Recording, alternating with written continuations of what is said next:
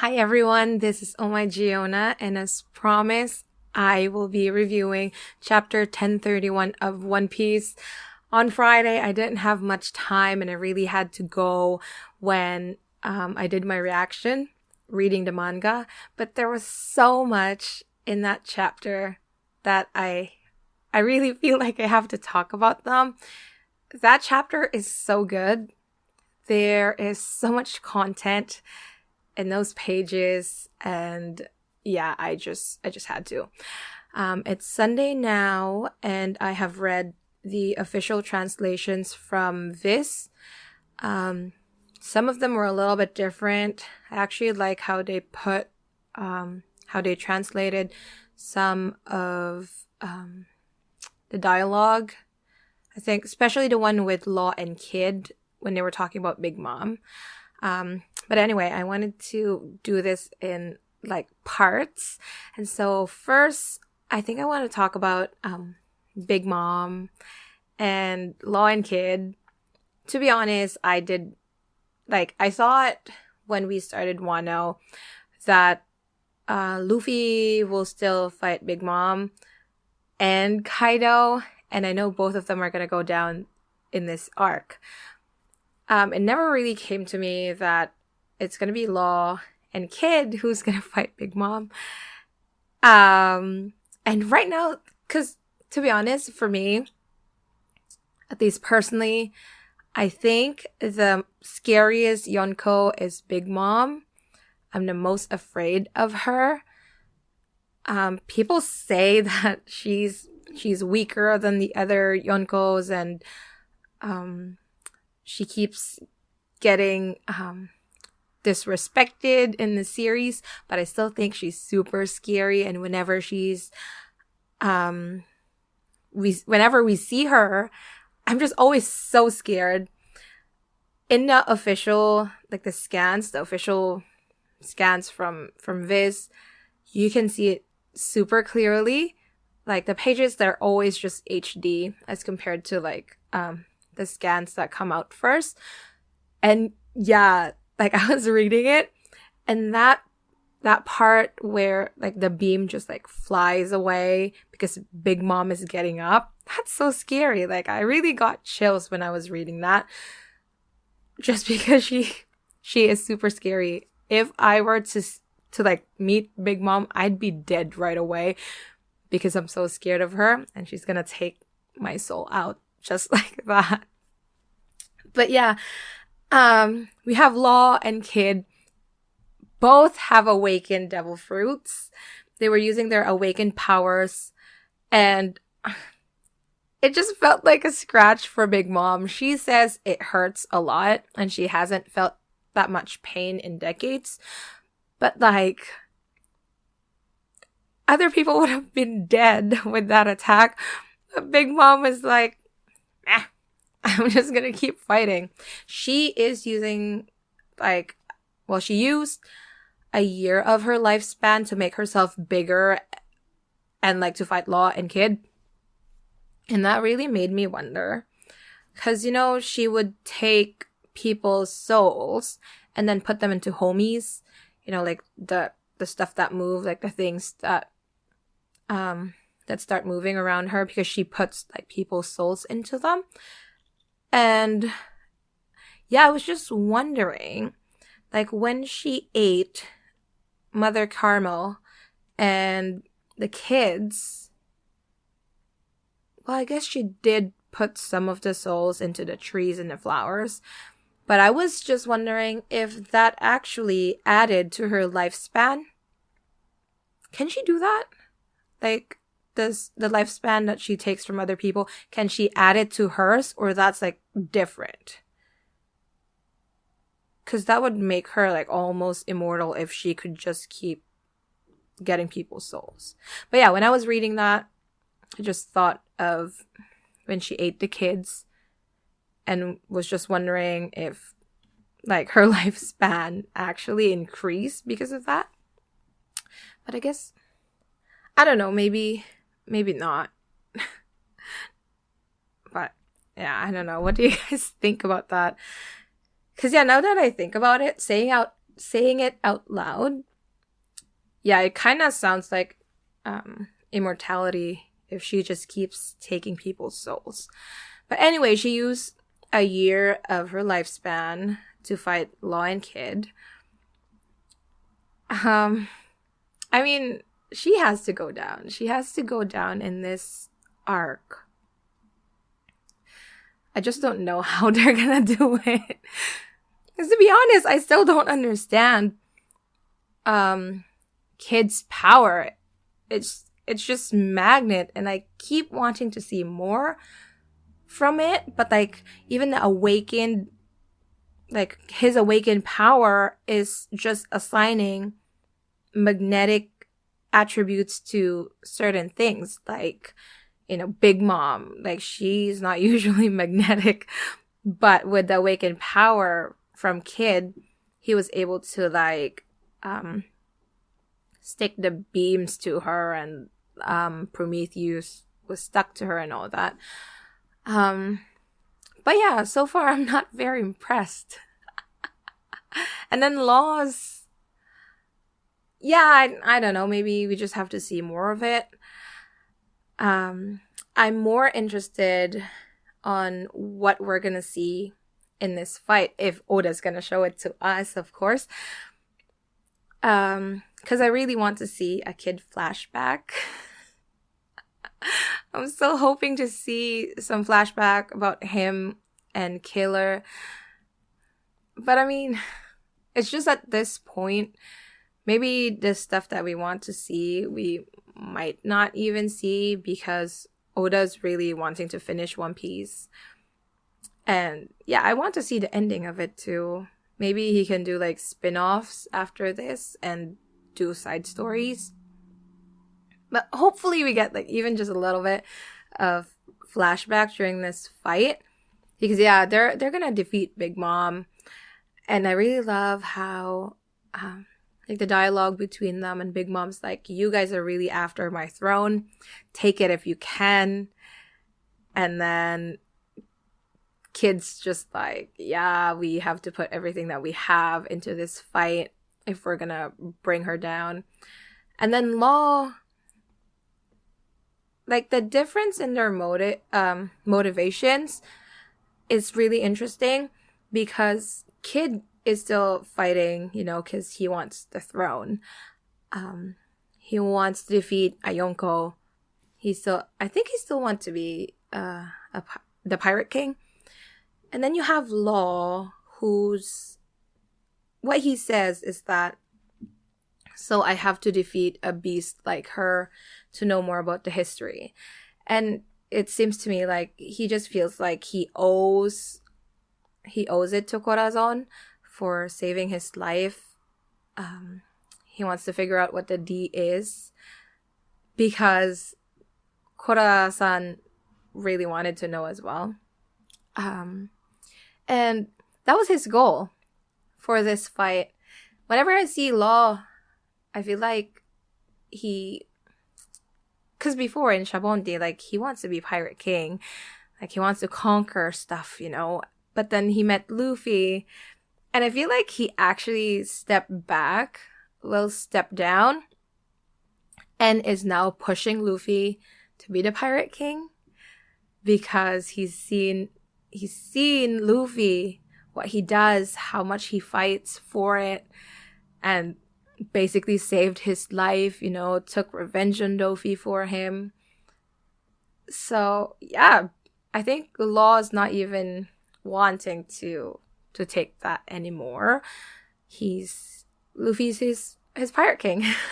He's betting on Luffy, and that's just beautiful. And I also think that by the end of Wano, Kid would be doing the same thing. Like he would look at Luffy and be like, yeah, he's gonna be the Pirate King. Based on his personality, maybe not, but who knows? Anyway, oh my gosh, what? It's been 10 minutes. I've been talking about Big Mom for 10 minutes. But anyway, let's move on to the next one. Well, we have Yamato running around, and she sees Apu and Drake. And Apu is just awful. Oh, because he couldn't get Drake on his team. He was going for Yamato and was like, Yamato, like, you wanna join my side? Let's talk about it. And Yamato was just like, no, I'm done. The interesting part there for me was how they talk to each other. I can't read Japanese, and I don't know what the original dialogue for that is. But based on the translations, it seems like she is actually pretty close to them. Like, not just knowing them by name, but it seemed like they actually hang out. Especially with Drake. Well, I guess the Tobiropo, they've been going after her whenever she runs away. And whenever Kaido needs her. So maybe they are a little bit close. But yeah, that would be pretty cool. I also want to see more of Drake. I still think he is with the Law. Like, Law is a part of a sword. And yeah, they are actually working together. But yeah. What else do I want to talk about? No, the numbers are meh.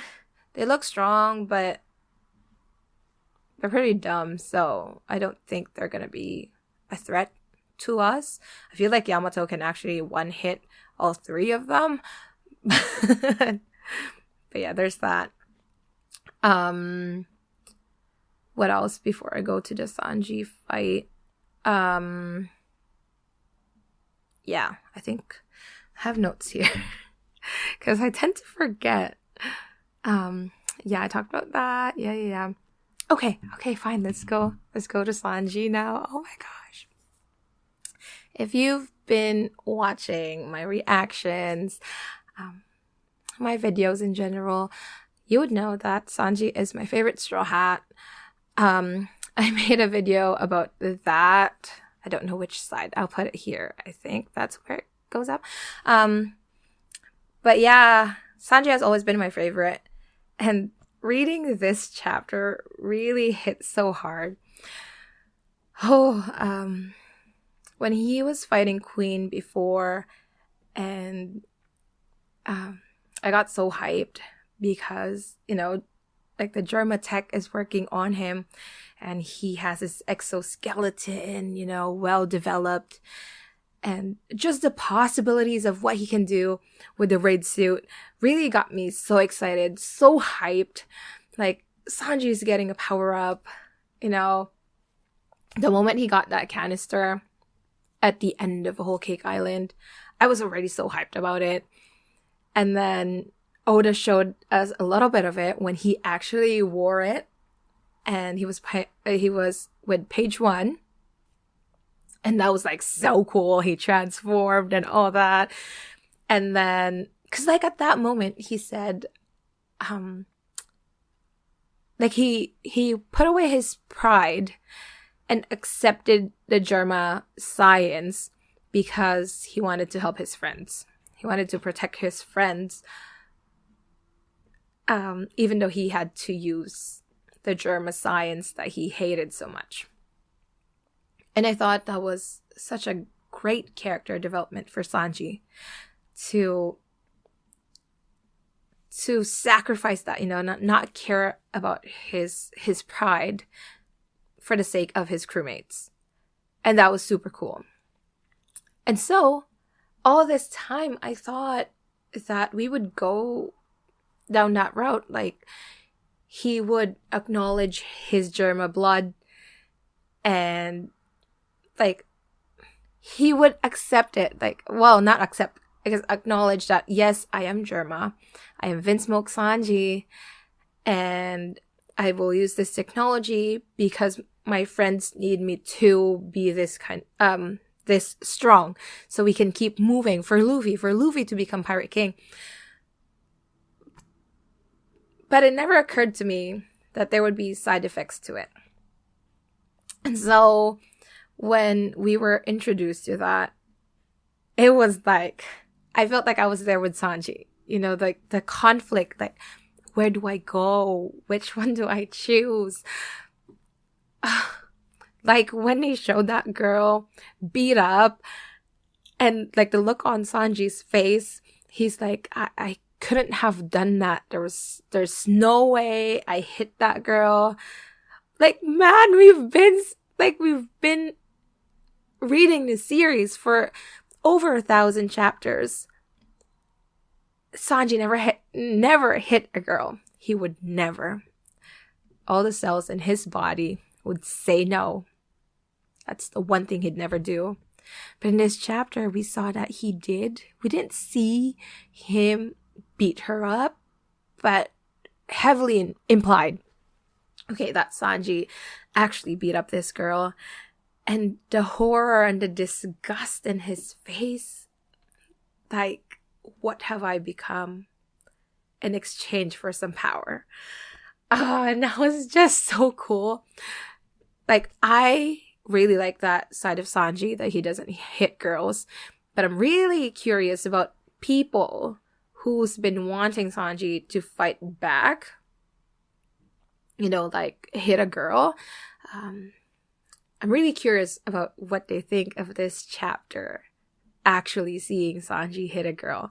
Because for me, like to me, it is too jarring. Like I can't believe what I was seeing. Because that's not Sanji, right? Like it's just not him. It's not the Sanji that I know. Not the Sanji that Luffy knows. And so, yeah, it's very conflicting. I want him to be powerful. I wanted him to use the Germa raid suit to defeat Queen. But in that beautiful panel, beautiful lines from him, he says, Luffy, what do you prefer me to become? Like this normal human being who's obviously useless against girls. If I fight with a woman, she's gonna kill me. There's no way I could hit her.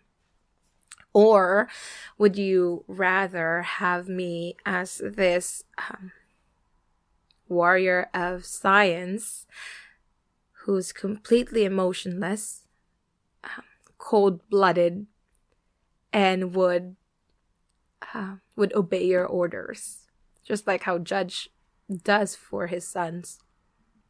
I could easily do that if I become completely Germa.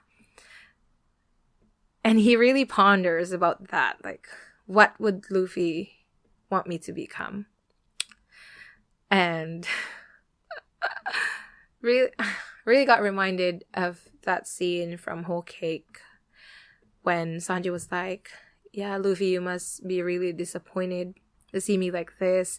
I really hate my family, but I still want to save them. I look stupid, don't I? And what Luffy says is that that's fine. That's who you are.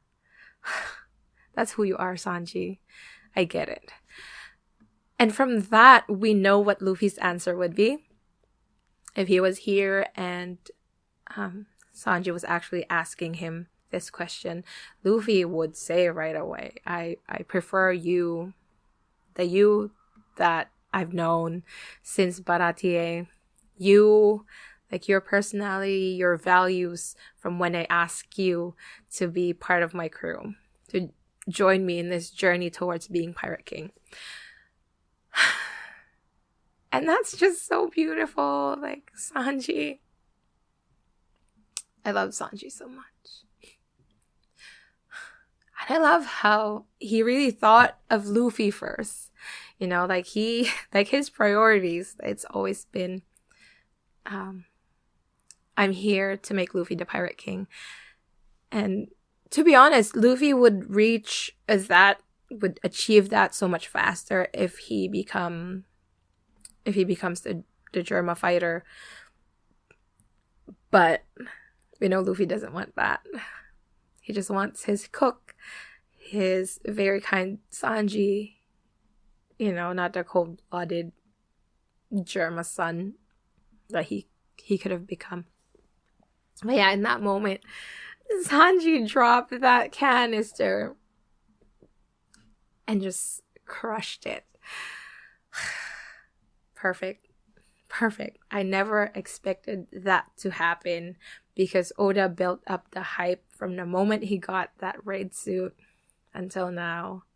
He kept, like, think about it. The hype moments from Sanji during Wano has been very attached to him having the raid suit. We were all hyped. We all wanted to see him with that. Maybe how Usopp and Frankie transformed it. We were just so excited to see that. But Oda's like, no. And I love it because, yes, that makes sense. He can't just have the Germa science without having the side effects of it. Just like how his brothers got it, right? Like, there would be a catch. And we don't want that catch. I don't want it with Sanji. I don't want him hitting girls. Like, no. I don't want him to become like that. And he obviously doesn't want to become like that. And so he crushed that. So good. So darn good. Beautiful moment. And then we got to Zoro. Well, Sanji calling Zoro. I love it. And Zoro doesn't even know what's going on. He was fighting King and he's like, you cook, you darn cook. You're distracting me from my fight. Like, what do you want? Like, make it quick. And he probably heard the seriousness in Sanji's voice when he said that we're gonna defeat these guys. I'm sorry, I started coughing because I was talking for so long. Had to drink some water. Anyway, where was I? Zoro and Sanji at the end. Yeah, Zoro probably heard like the seriousness in his voice, and when Sanji said, when this is all over, be the one to do it. The official translations actually says, kill me. He says that to Zoro. And Zoro, he doesn't get what's going on, right? He doesn't know what's happening right now. But ever so calmly, he accepts. And he's like, well, sure, I'll do that for you. And he even says, now I have something to look forward to. And even saying that, it's like he is declaring, I'm gonna defeat King. And then I can do that. I can do that for you. I can kill you, Sanji. But then he also says, so don't die until then. So that's encouragement from him. It's just so good. You know, like you can read this literally and be like, yeah, they're fighting again. Literally, they hate each other, you know. But reading between the lines and knowing what they've been through together in this crew for a long time, it just hits differently. It hits so hard. We know they always fight. But they're like, that's just who they are. It's not like they actually hate each other. I see it as two crewmates looking after each other, you know, and that's just how their dynamic goes. They fight, but they always have each other's back. And for Sanji to call Zoro, he's the first person he calls. And he knows that Zoro's the one he can entrust this with. Like, he can't call Luffy and be like, Luffy, if I am not myself after this, please kill me. He can't say that. He can't say that to Nami or Robin or anyone from their crew. Only Zoro, right? Because they have this deep understanding of each other and the same goal to get Luffy to the top, to make Luffy the Pirate King. They both have that goal. They have their personal goals, but it kind of, like, as time goes by, it kind of molded to, they also took Luffy's dream as their own. And it takes priority over their own dreams. And that's something unique and special in Sanji and Zoro. Like, even in Thriller Bark, when the nothing happened, Zoro said the things that he said back then for Luffy. And Sanji also did what he did for Luffy. Because probably in his head he was thinking, Luffy won't be able to do it without Zoro. So instead of taking Zoro's life, take mine, kind of thing. They are the wings of the Pirate King. These two will make Luffy the Pirate King. So this conversation is just... it's beautiful. I cannot. Oh my gosh. I was reading through the comments on King Recon's video, like his reaction to the chapter. And there was this one person who said, Zoro is like the brother that Sanji always wanted to have. And I was like, no, I don't want to cry. Like, people, don't comment this. But, like, that was so cool. I never thought of it that way. Like, I've seen them kind of like brothers, but not in that context that Sanji's brothers have always beaten him up. They were never kind to him. Even when they met again in Whole Cake, they never really accepted him as one of them. And all they did was to make his life miserable. Physically abused him, mentally, emotionally, everything. Everything that his brothers did to him were bad things. Never did one thing. Not one thing for him. I guess they did save Sanji towards the end of Whole Cake, but that was mostly because Judge ordered them to. So I don't count that. But it's not really their fault because they don't have a choice. That's how they were made. But anyway, Sanji never had that actual brotherly bond with anyone. And to think of Zoro as that brother that he's always wanted to have, it's just, it hits me right here. And yeah, even though they don't say it, that's probably how they think of each other. And Zoro, from what we know, does not have any siblings. He grew up mostly by himself until he joined the dojo and met Kuina and like the boys who were with him. Oh my gosh, I miss Johnny and Yosaku now. I like those guys. Anyway, but yeah, that was so cool. The end there, it was like Zoro saying, "You finish Queen, I'll finish King over here, and we'll figure it out once we're done. We will defeat Kaido's people. We will make Luffy the Pirate King." Chapters like this really make me feel like we are nearing the end. And it's like a good feeling, but also like a bad feeling because I want to see the end of One Piece. I don't want to die before it's over. But I also don't want it to end because, like, what do I do? What do I do after One Piece, right? But yeah, oh, and somebody mentioned, commented in my reaction video about Sanji's eyebrow turning the other way, like spiraling the other way. Thank you for pointing that out. I saw it also when I was scrolling through Twitter. Somebody mentioned that there too. And that was pretty cool. I actually didn't notice.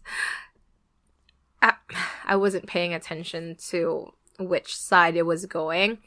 But that was a cool detail from Oda. Obviously, not a mistake on his part because he was drawing Sanji, like, from the flashbacks with, like, his regular eyebrow. But then here, it was turning the other way. It became the same as his family. And that was a really cool addition from Oda, a detail from Oda. Now, I'm wondering about his other eyebrow. Did it also twirl that way, or did it stay like before? Because that would mean he hasn't completely transformed into Germa, or like how his brothers are. But yeah, that would be really interesting. And also with Sanji completely rejecting the Germa science. Because before I was thinking like, okay, if Sanji acknowledges his blood, I want to see the Vinsmokes again and have Judge apologize to Sanji and like officially accept him again as part of the Vinsmokes. But with Sanji completely rejecting that now, we don't even need to see that. There's no point to that part. Like, we can just keep going and not really look back and see Germa again, which makes more sense for the story to keep moving. But yeah, that was super cool. The problem now, though, is that because Sanji doesn't have the raid suit, he's gonna have to fight with whatever power he has right now. Sanji is pretty strong, but would it be enough to defeat Queen? Would it be enough to keep fighting? I think it is, just because I believe in Sanji. But our big problem right now, besides Kaido, is the CP0 going after Robin. And they're really there. They're chasing her, and the Minks are trying to protect Robin. We have Brooke there. But I don't think that would be enough. And so now, without the raid suit, how are we gonna protect Robin? Zoro is fighting King. Sanji would be busy with Queen. Luffy can't do that because he's in a roof. Fighting Kaido. So I'm thinking maybe Yamato might be able to protect Robin. She's gonna be strong enough. They're like, Oda's really hyping up these CP0s. How strong are they for real? Because even Robin was hyping them up. Like the mask ones are even more of an elite group as opposed to like just the regular CP0s. But yeah, who's gonna save Robin? My theory. This is like half joke, half seriousness, but I actually want to see Usopp in there. Because Usopp right now, he is gonna go to where Kiku is and try to help out. But, I mean, on his way back or on his way there, he might encounter these CP0 people and notice that, oh, they're after Robin. I gotta do something right. Because Usopp hasn't done anything yet in this arc. Right? Like, he doesn't have a one-on-one fight. He hasn't really done much with Nami. So maybe, just maybe, Oda, just maybe, you might want to have Usopp fight here. Or even just attempt to protect Robin. I don't think Usopp would be strong enough for the CP0s. But I want him to put up a fight. you know, even just until somebody else gets there, somebody stronger to get there, and defeat the CP0 guys. But yeah, it could be Yamato because she's super strong. But I really like it's just some wishful thinking. I want to see Usopp there fighting the CP0s and protecting Robin with Brook. So yeah. What else? I don't know what we're gonna see. We might even go back to the roof for all we know. Or we might see, oh my gosh, we might even see the Zoro King fight. Which, oh my gosh, there's also so much to unpack there with King being a Lunarian. And what does that have to do with us? What does that have to do with the Void Century? Why are they extinct? Did the world government do it? Obviously, they did it. Why are they connected to the Ancient Kingdom, to the Void Century, and all that? Like, there's so much. And I feel like we would see it, right? Oda has to. After, like, introducing that, like, the Lunarian thing, he has to show it to us. And that's gonna happen during that fight. We might go to the roof. But to be honest, what do we need to see there? It's gonna be Luffy and Kaido fighting, and it would take a while. If anything, there would be, like, Momo. Like, how many more minutes do we have until it goes down? Do we have, like, 30 minutes? Is that, like, the time? I don't remember. I really have to reread Wano. It's just that, like, in the anime, I want to, like, continue from, like, where the anime is and, like, just read from there. But we don't have those chapters yet released in, like, the volume form.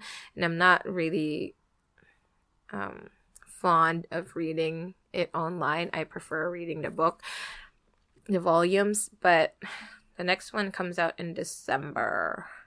And I think that's, like, 98.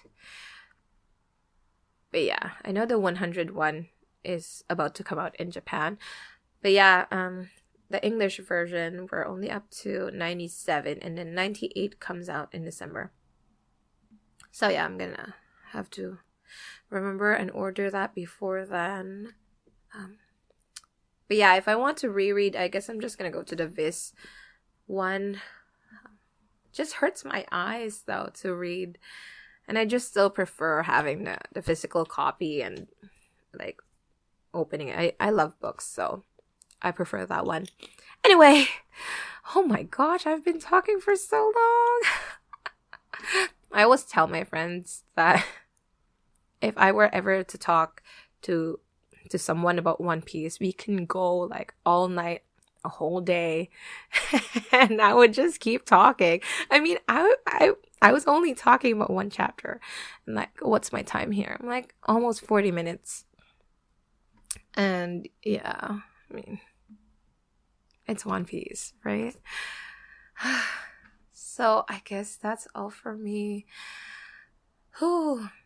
I've seen people say there's gonna be a break next week. Like, what's real? I didn't see any break, like, even in the official website. So I'm expecting a chapter next week, but please let me know if there's actually something unexpected. That, like, what is there, like, a holiday coming up? What is it? It's November. I don't think so. We shouldn't be getting any until, like, the Christmas time. But yeah. Let me know what you guys think about this chapter. About, like, the Sanji and Zoro and Luffy, and what do you think is gonna happen after this? Like, the implications of this chapter, man. Like, the emotions. Let me know. Did you guys cry? Like, it's always something that I think about, because I cry a lot. I'm just very emotional in general. So I cry a lot reading One Piece, but I know a lot of the people in the community are male. So I'm just wondering, do you guys ever cry reading chapters, like something as emotional as this? Do you ever cry reading One Piece? Or if anything, like what made you cry? Because to be honest, when I was reading One Piece, I think I cried maybe in chapter 1, but definitely I cried over Shushu, the dog. So I'm weak like that. So yeah, just wondering, like, are male people in the community, do you ever cry reading One Piece? Did you cry reading this chapter? Let me know in the comments. But yeah, I gotta shut up now. It's late.